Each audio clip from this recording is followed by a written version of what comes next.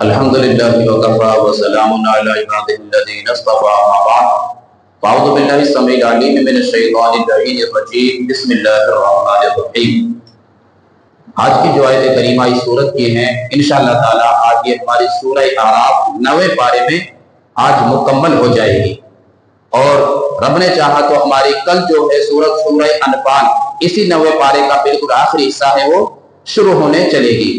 آج جو آخری اور لاسٹ یہ سبق اس آیت کریمہ کا رب تبارک و تعالیٰ نے یہاں قرآن مجید کے سننے کے تعلق سے بیان فرمایا ہے، اور یہ آیت جو آج پیش ہونے جا رہی ہے سب سے پہلے یہ ہم امام اعظم ابو حنیفہ رضی اللہ تعالیٰ عنہ کے ماننے والوں کی بہت بڑی اور مضبوط دلیل ہے اس بات کے لیے کہ قرآن مقدس کی جب بھی تلاوت کی جائے، چاہے نماز میں کی جائے یا نماز کے باہر قرآن کی تلاوت کی جائے، تو اس وقت قرآن مجید سننا جو نہیں پڑھ رہے ہوں ان پر واجب ہے، ضروری ہے، اور خاص طور سے نماز کے وقت میں تو مقتدیوں کے لیے قرآن مقدس سننا ہی واجب اور ضروری ہے، بالکل تلاوت کرنا ان کے لیے سخت منع ہے۔ تو ہم امام اعظم ابو حنیفہ رضی اللہ تعالیٰ عنہ کے ماننے والوں کا یہی ہمارا مسلک ہے کہ امام کے پیچھے چاہے سری نماز ہو، جیسے ابھی ہم نے ظہر اور عصر کی دو نمازیں یہ سری نمازیں ہیں، یعنی کہ جن میں چپکے سے تلاوت کی جائے، خاموشی کے ساتھ تلاوت کی جائے، یا جہری نمازیں ہوں جیسے ابھی عشاء کی ہوئی، مغرب کی ہوئی اور اب فجر کی ہوگی۔ ان تینوں نمازوں میں جن میں بلند آواز کے ساتھ تلاوت اور قرأت کی جاتی ہے، ان نمازوں میں بھی مقتدی کو خاموش رہنا ہے۔ اس کے علاوہ باقی دو نمازیں ظہر اور عصر ان میں بھی امام کو خاموشی کے ساتھ تلاوت سننی ہے۔ ہماری دلیل قرآن مجید کی آیت کریمہ، رب نے ارشاد فرمایا کہ جب بھی قرآن مجید کی تلاوت کی جائے تو کان لگا کر کے توجہ سے سنو۔ کیا فرمائے کہ کان لگا کر کے توجہ سے سنو۔ اب کان لگا کر کے توجہ سے اسی وقت سنا جا سکتا ہے کہ جب پڑھنے والے کے پیچھے جب ہم کھڑے ہیں ہاتھ باندھ کر، اپنی طرف سے تلاوت بند کر کے پھر سنا جا سکتا ہے۔ اس وقت توجہ اور سننا پایا ہی نہیں جا سکتا کہ میں بھی پڑھ رہا ہوں اور پیچھے مقتدی بھی پڑھے، تو بتائیے آپس میں اختلاط ہوگا، آوازیں مکس ہوں گی کہ نہیں ہوں گی؟ ٹکراؤ پیدا ہو جائے گا۔ اور بلکہ ہم سے تو کیونکہ ہم امام اعظم ابو حنیفہ کے مقلد ہیں، ہمیں عادت نہیں ہے تلاوت کرنے کے پیچھے، بلکہ صحیح معنوں میں کوئی بندہ تلاوت کر بھی رہا ہوگا اور امام بھی کر رہا ہے تو وہ تلاوت صحیح معنوں میں کر ہی نہیں سکتا، اس کے الفاظ ٹکرائیں گے، وہ کچھ پڑھنا چاہے گا لیکن امام کی آواز کی وجہ سے وہ اس سے کچھ پڑھا جائے گا۔ تو ہماری دلیل یہ ہے۔ میرا آقا مولا صلی اللہ تعالیٰ علیہ وسلم کے اس تعلق سے یہ تو ہے قرآن مجید کی آیت کریمہ، اس کے تعلق سے خود حضرت امام سیوطی نے جو امام شافعی کے مقلد ہیں، امام شافعی کے ماننے والے ہیں، انہوں نے اپنی کتاب در منصور کے اندر ایک نہیں، دو نہیں، تین نہیں، 10 نہیں، بلکہ خود میں نے جن احادیث پاک کو خود ریڈ کیا ہے تقریباً 20 احادیث پاک وہ ہیں جو اس آیت کریمہ کی سپورٹ کرتی ہیں۔ 20 حدیثیں وہ ہیں کہ جو ہمارے امام اعظم ابو حنیفہ رضی اللہ تعالیٰ عنہ کے مسلک کو سپورٹ کرتی ہیں اور آپ کے مسئلے کی وہ تائید کرتی ہیں کہ ہاں واقعی امام کے پیچھے قرأت مقتدی کو نہیں کرنی چاہیے۔ 2-4 حدیث پاک میں آپ کے سامنے سنا دوں۔ میرا آقا مولا صلی اللہ تعالیٰ علیہ وسلم نے ارشاد فرمایا انما جعل الامام لیؤتم بہ وَإِذَا كَبَّرَ فَكَبِّرُوا وَإِذَا قَرَأَ فَأَنصِتُوا۔ در منصور کے اندر حدیث پاک ہے اور اسی کے علاوہ بے شمار کتابوں کے اندر موجود ہے۔ حضور نے ارشاد فرمایا کہ امام کو یہ اسی واسطے مقرر کیا گیا ہے کہ جب وہ تکبیر کہے تو تم بھی تکبیر کہو، یعنی کہ جب وہ تکبیر تحریمہ کہے تم بھی تکبیر تحریمہ کے لیے اللہ اکبر بولو، وہ جب جس طریقے سے رکوع میں جا رہا ہے تو اس وقت بھی تم بولو، اسی طریقے سے سجدے سے اٹھ رہا ہے تم بھی تکبیر بولو۔ یہ تمام کام تو تمہیں کرنے ہیں۔ باقی حضور نے اسپیشل فرمایا وَإِذَا قَرَأَ فَأَنصِتُوا، لیکن جب وہ تلاوت کر رہا ہو، قرآن مجید پڑھ رہا ہو تو خاموشی کے ساتھ ہو۔ بالکل کلیئر لفظوں کے اندر میرا آقا مولا نے فرمایا کہ جب امام تلاوت کر رہا ہو تو مقتدی کے اوپر فرض ہے، واجب ہے کہ خاموشی کے ساتھ امام کی قرأت سنے۔ اب حضور نے یہ تو نہیں فرمایا کہ جب عشاء میں تلاوت کر رہا ہو یا مغرب میں تلاوت کر رہا ہو یا فجر میں تلاوت کر رہا ہو تو خاموشی کے ساتھ سنو۔ میرا آقا مولا نے مکمل ایک ضابطہ بیان کیا کہ جب بھی امام تلاوت کر رہا ہو، اب امام ظہر کی نماز پڑھائے گا تب بھی تلاوت کرے گا، وہ الحمدو بھی پڑھے گا، ساتھ ساتھ جو بھی سورت ملانی ہے وہ بھی ملائے گا۔ تو ہر رکعت کے اندر امام تلاوت کر رہا ہے تو ہر رکعت کے اندر ہی مقتدی کو کیا ہے، خاموش امام کے پیچھے کھڑے رہنا ہے۔ پہلی حدیث پاک۔ دوسری حدیث پاک حضرت مولا علی رضی اللہ تعالیٰ عنہ کی ہے۔ یہ حدیث پاک بھی خود امام سیوطی جو ایک شافعی المسلک ہیں، بڑے امام ہیں، अहदीस पाक के अंदर जिनको इमामत का रुतबा और दर्जा हासिल है, उन्होंने भी ये भी हदीस पाक में अपनी किताब दुर्र मंसूर के अंदर बयान फरमाई। आपसे सवाल किया गया कि हुजूर इमाम के पीछे किरत करना कैसा है, तो आपने उस वक्त इरशाद फरमाया मन क़रा खल्फ़ल इमाम फ़क़द तरकल फ़िक्रा। आपने इरशाद फरमाया कि जिसने इमाम के पीछे तिलावत की और किरत की इस मुक्तदी ने, उसने सुन्नत को तरक कर दिया। यानी कि मेरा आपको मौला की मुबारक प्यारी सुन्नत यही है, तभी जाकर के हुजूर की सुन्नत पर अमल हो सकता है कि जब इमाम किरत करे तो मुक्तदी खामोशी के साथ, अगर वो जहरी नमाज है, बुलंद आवाज के साथ तिलावत हो रही है तो कान लगा करके तिलावत को सुने, सिर्री नमाज है तो भी मुक्तदी क्या है, खामोश पीछे खड़ा रहे। ये दूसरी हदीस पाक। तीसरी हदीस पाक मेरा मौला सल्लल्लाहु तआला अलैहि वसल्लम ने खुद इरशाद फरमाया, यह हदीस पाक भी दुर्र मंसूर के अंदर मौजूद है और किताबों के अंदर अलावा बेशुमार मौजूद है। मैं दुर्र मंसूर का हवाला इसलिए दे रहा हूं क्योंकि ये तफसीर की स्पेशल किताब है और आम तौर पे इसके अंदर जो तफासिर बयान हुई है वो तफसीर बिल्कुल बिल मंसूर है, यानी कि कुरान मजीद की तफसीर हदीसों से की गई है। कोई दूसरी उसके अंदर राय, जाती पर्सनल राय उसके अंदर बिल्कुल भी दाखिल नहीं है, इसलिए आमतौर पर मैं इसका हवाला पेश करता हूँ। आगे तीसरे नंबर पर हदीस पाक मेरा मौला सल्लल्लाहु तआला अलैहि वसल्लम के साहबी हजरत अबू हुरैरा रज़ियल्लाहु तआला अन्हु, आप इरशाद फरमाते हैं कि शुरू दौर में नमाज जब फर्ज हुई थी, होता यह था कि नमाज पढ़ रहे हुआ करते साहबा पाक, तो जो कोई बाद में आकर के नमाज में मिल रहा होता तो अब वो जिसने नमाज की नियत बांधी हुई होती है वो उससे आकर के पूछ लेता कि कितनी रकातें हो चुकी हैं। 4 रकात वाली नमाज होती तो पूछते कि साहब 2 हो गई, 3 हो गई या 1 हुई है। तो उस वक्त तक नमाज में क्या है, बातचीत करना, इस अंदाज में पूछताछ कर लेना, सवाल जवाब दे देना, कोई मना नहीं था, कोई रोक नहीं थी। आप इरशाद फरमाते कि शुरू दौर में हम साहबा पाक नमाज पढ़ रहे होते, एक साहब आते पूछते कि कितनी रकातें हो गई, कहते साहब 2 रकातें और बाकी 2 आपकी निकल चुकी हैं। तो वो अपने इस हिसाब से तरतीब के साथ वो नियत किया करते, बाद में मुकम्मल अपनी नमाज अदा किया करता। आपने फिर इरशाद फरमाया कि लेकिन जब अल्लाह तबारक व तआला का ये कलाम पाक नाज़िल हुआ कि जब कुरान की तिलावत की जाए तो खामोशी के साथ, तवज्जो के साथ कान लगा करके सुनो। आपने फरमाया कि उस दिन से हम तमाम साहबा पाक को मेरा मौला ने ऑर्डर जारी फरमा दिया कि अब नमाज के अंदर कोई भी बात नहीं है, यानी कि ना तो नमाज के मुतालिक सवाल करना है, ना खुद कुरान मजीद की तिलावत करनी है, बिल्कुल रोक दिया गया है। तो इसी तरीके से तफसीरात अहमदिया के अंदर हजरत मुल्ला जीवन रहमतुल्लाह तआला अलैह, हजरत सैयदना औरंगजेब आलमगीर रहमतुल्लाह तआला अलैह के उस्ताद गिरामी है हजरत मुल्ला जीवन, अपने हिंदुस्तान के आलिम है, बड़े ऊंचे पाए के आलिम है और कुरान मजीद की मसाइल वाली आयतों की जितनी शानदार तफसीर इन्होंने लिखी है, पूरी तारीख इस्लाम में ऐसी कोई तफसीर मौजूद नहीं। स्पेशल मसाइल के कुरान मजीद के जिनसे मसाइल निकलते हैं, जिन आयतों के, ज़कात के हों, रोजे के हों, हज के हों, जो भी मसाइल कुरान मजीद से साबित होते हैं मोटे मोटे तौर पे, ऐसी शानदार तफसीर उन आयत की छांट करके आज तक पूरी तारीख इस्लाम में किसी ने नहीं, इतनी मोतबर तफसीर है।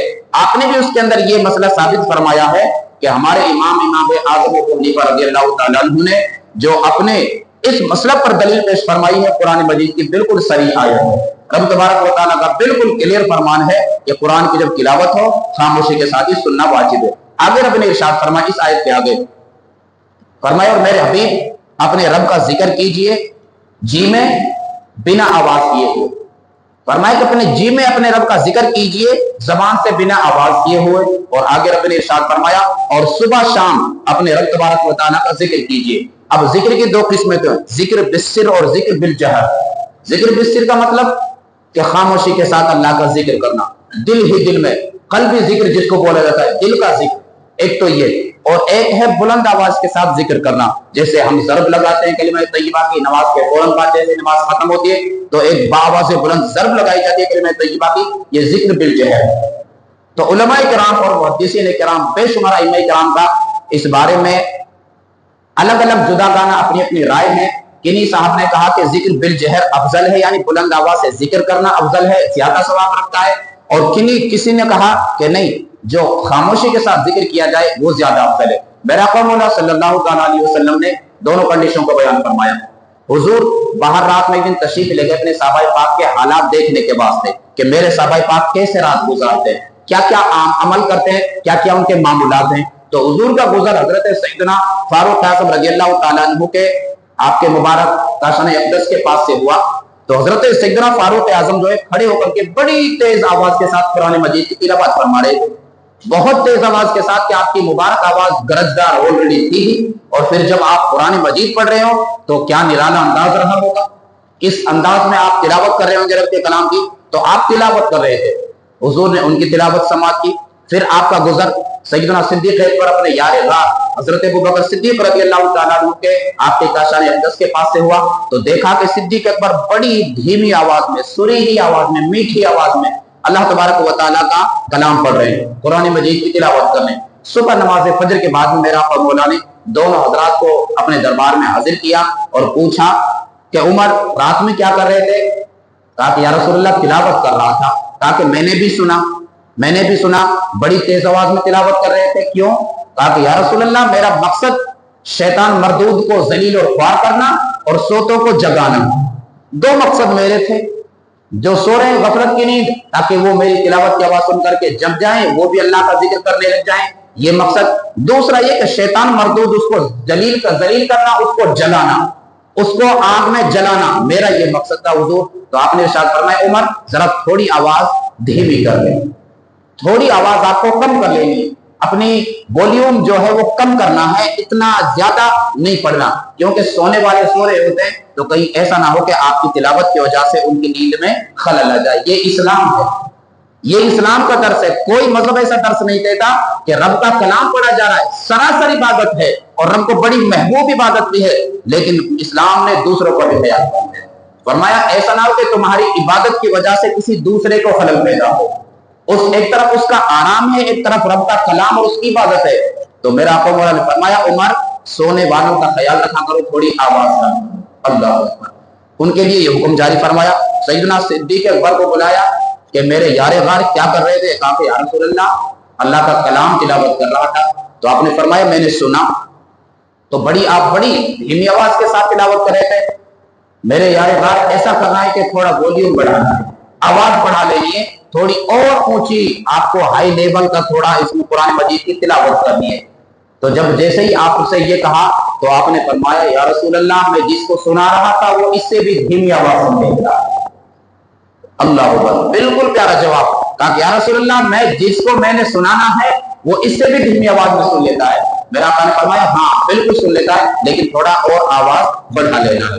تو پتہ یہ چلا کہ ذکر آہستہ بھی صحابہ پاک نے کیا ہے اور بلند آواز کے ساتھ سیدنا فاروق اعظم کی طرح بھی کیا ہے۔ اسی لیے ائمہ کے اندر یہ دونوں الگ الگ مسلک رہے ہیں۔ کسی نے لیا حضرت سیدنا فاروق اعظم والا عمل تو کہا کہ ذکر بالجہر افضل ہے، اور کنہی صاحب نے لیا سیدنا صدیق اکبر والا عمل تو کہہ دیا کہ نہیں، تھوڑا دھیمی آواز کے ساتھ ذکر افضل ہے۔ میرا آقا مولا صلی اللہ تعالی علیہ وسلم کی آخری حدیث پاک اس سبق کے تعلق سے حضور نے ارشاد فرمایا، اللہ تبارک و تعالی خود ارشاد فرماتا ہے من ذکرنی وحدی ذکرتہ فی وحدی۔ حضور نے ارشاد فرمایا کہ رب ارشاد فرماتا ہے کہ جو کوئی میرے کو تنہا یاد کرتا ہے میں بھی اس کے تنہائی میں ذکر اور چرچا کرتا ہوں، میں بھی اس کا تنہائی میں چرچا کرتا ہوں۔ اور وَإِذَا ذَكَرَنِي فِي مَلَئٍ ذَكَرْتُهُ فِي مَلَئٍ خَيْرٍ مِّنْهُ۔ آپ ارشاد فرما اور رب آگے یوں ارشاد فرماتا ہے جو کوئی میرا مجمع عام کے سامنے میرا ذکر کرتا ہے تو میں بھی اس سے بہتر مجمع میں اس کا چرچا کرتا ہوں۔ وہ اگر مجمع عام کے سامنے آن اسٹیج میرا ذکر کرتا ہے تو میں بھی مجمع عام میں، اور مجمع بھی ایسا جو اس کے مجمع سے افضل ہے، اعلیٰ ہے، بہتر ہے، ان کے سامنے اس کا چرچا کرتا ہوں۔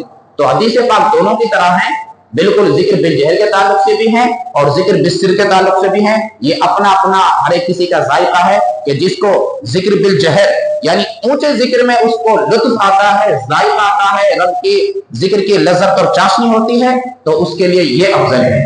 اور جس کو دھیمی آواز میں نیچے والیوم میں اگر اللہ تبارک و تعالیٰ کے ذکر کی لذت اور اس کی چاشنی اس کا ذائقہ حاصل ہوتا ہے تو اس کے لیے یہ والا افضل ہے۔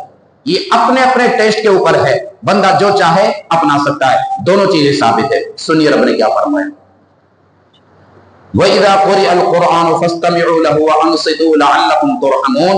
اور جب قرآن پاک پڑھا جائے تو اسے کان لگا کر سنو اور خاموش رہو کہ تم پر رحم ہو۔ رب نے فرمایا جب خاموشی کے ساتھ سنو گے، کان لگا کر کے سنے گو تو ہماری رحمت تمہاری طرف متوجہ ہوگی، تمہارے اوپر رحمت نازل کی جائے گی۔ وَاذْكُرْ رَبَّكَ فِي نَفْسِكَ تَضَرُّعًا وَخِيفَةً وَدُونَ الْجَهْرِ مِنَ الْقَوْلِ بِالْغُدُوِّ وَالْآصَالِ وَلَا تَكُن مِّنَ الْغَافِلِينَ، اور اپنے رب کو اپنے دل میں یاد کرو زاری اور ڈر سے، اور بے آواز نکالے زبان سے صبح اور شام۔ رب نے دو وقتوں کو خاص طور سے ذکر فرمایا صبح اور شام، اور غافلوں میں سے مت ہونا۔ صبح اور شام کا ذکر اس واسطے فرمایا، میں نے آپ کو حدیث پاک سنائی تھی، یاد ہوگا آپ کو جمعے میں، شاید میرے حساب سے تیسرے پہلے جمعے کے اندر، کہ جو فرشتے انسان کے ساتھ پورے دن رہے ہوتے ہیں وہ نماز عصر کے بعد میں، اور جو پوری رات کو بندے کے ساتھ رات گزارتے ہیں وہ نماز فجر میں آ کر کے، ان دونوں فرشتوں کا ملان ہوتا ہے نماز فجر اور نماز عصر کے وقت میں۔ تو اس وقت فرشتوں کی یہ ملاقاتیں ہوتی ہیں اور نامہ اعمال رب کے دربار میں پیش کیے جاتے ہیں۔ تو اس وقت رب نے فرمایا کہ خاص طور سے جب تمہارا نامہ اعمال ہمارے یہاں حاضر کے لیے لایا جا رہا ہو، ہمارے ملائکہ مقربین، ہمارے روحانی مخلوق جو ہے وہ اجتماع کی شکل میں اکٹھی ہو رہی ہو، تو بہتر ہے کہ اور زیادہ ذکر کرو تاکہ قبول کر لیا جائے۔ آگے فرمایا ان الذين عند ربك لا يستكبرون عن عبادته ويسبحونه وله يسجدون، بے شک وہ جو تیرے رب کے پاس ہیں، یعنی کہ رب نے یہاں فرشتوں کا ذکر فرمایا، بے شک وہ جو تیرے رب کے پاس ہیں اس کی عبادت سے بالکل تکبر نہیں کرتے، یعنی کہ ان کو جو کام لگایا ہوا ہے، جس کو رکوع کا حکم ہے وہ پوری زندگی رکوع میں، جس کو سجدے کا حکم دیا گیا پوری زندگی سجدے میں جائے گی، جس کو قیام میں حکم دیا گیا پوری زندگی قیام میں ہے۔ تو تمام رب نے فرمایا جن جن کو ہم نے عبادت میں اپنی میں لگا دی وہ بالکل تکبر نہیں کرتے اور اس کی پاکی بولتے اور اسی کو سجدہ کرتے ہیں۔ اللہ تبارک و تعالیٰ من کی توفیق عطا فرمائے۔ تمام حضرات جنہوں نے آیت کریمہ سنی، یہ سجدہ ہے، بعد میں ترنت سجدہ کرنے